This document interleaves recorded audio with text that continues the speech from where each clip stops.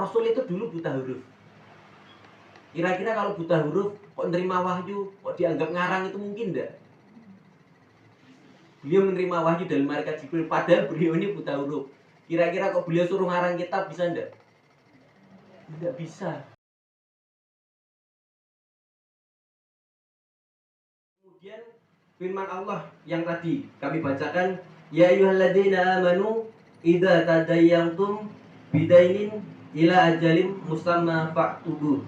Hai orang-orang yang beriman, jadi perintah intinya yang pertama itu adalah apabila kalian bermuamalah secara tidak tunai atau utang tadi dalam jangka waktu tertentu, kalian harus mencatatnya. Kita harus punya catatan, kita pegang catatan itu. Kalau kelak suatu saat saudara kita siapapun itu kok mengelak, orang ngakui, kapan aku tanggal gue misalkan seperti itu, ya kita punya buktinya, ya kita hadirkan saksinya siapapun itu, entah saudaranya, entah orang yang kita percaya, minimal 2 orang. Kalau punyanya 1 ya tidak apa-apa, tapi laki-laki. Kalau perempuan 2, seperti itu. Itu adalah dasarnya ternyata ujian. Dan kita banyak melakukan kesalahannya di situ ya. Apalagi sama saudara.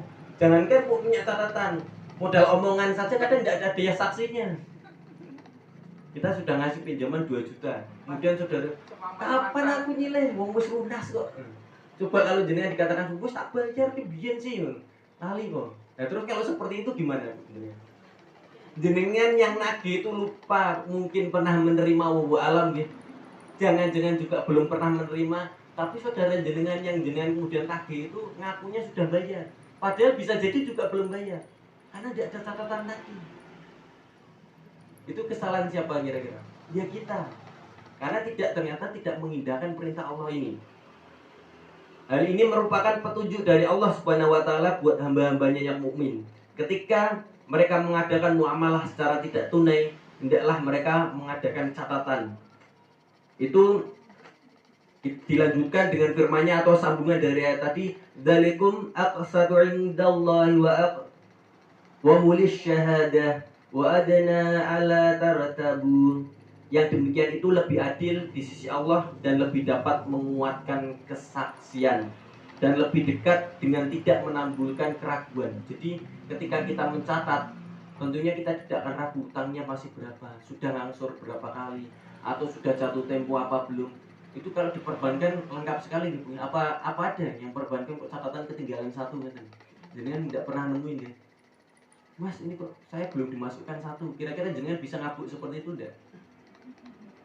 Tidak bisa, karena ada catatannya, ada pembukuannya, terstruktur dengan setor tanggal berapa, jam berapa, detik berapa itu ada di komputernya, itu keluar. Hari itu misalkan jam sekian, jam 3 atau jam 2 siang misalkan, itu keluar. Tapi kita jangankan jam 2, sudah bayar apa belum aja kita tidak ingat. Nah, itu permasalahannya, karena manusia itu banyak lupanya. Sekelas Rasul atau Nabi Adam saja seperti itu.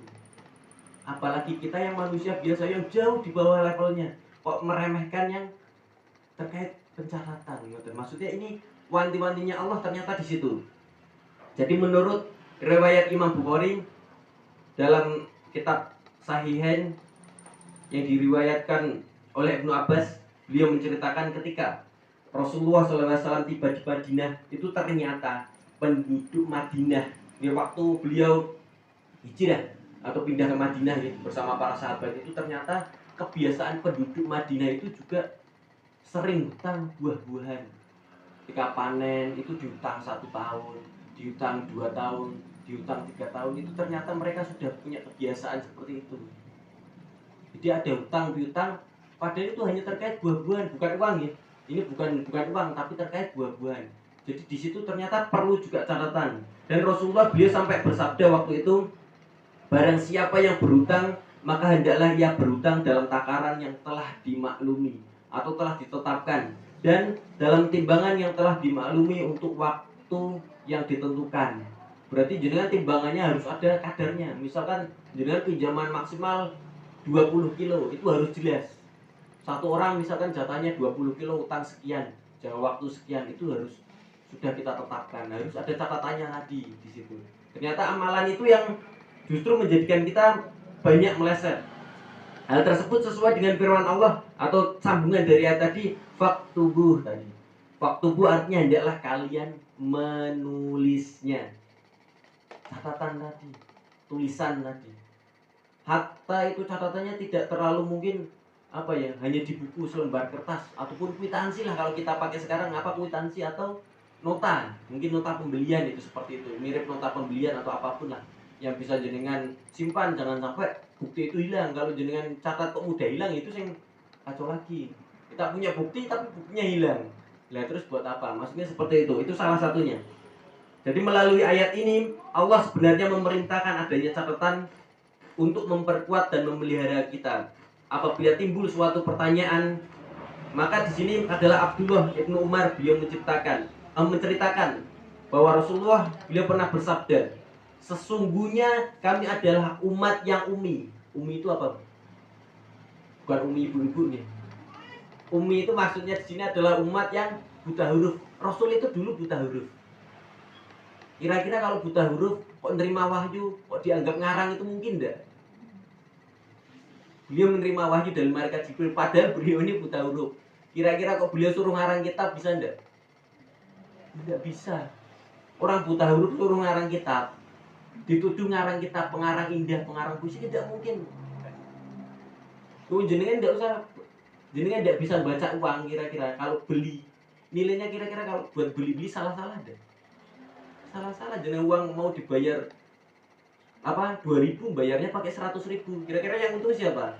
Pembelinya. Kan enggak tahu. Jenengan karena enggak bisa baca itu. Nah, itu ternyata fitnah tersebut dibantahkan, dan kami tidak dapat menulis dan tidak pula menghitung. Orang nggak bisa menulis, buta huruf, dan tidak bisa menghitung, dituduh ngarang kitab yang tebal Al-Quran.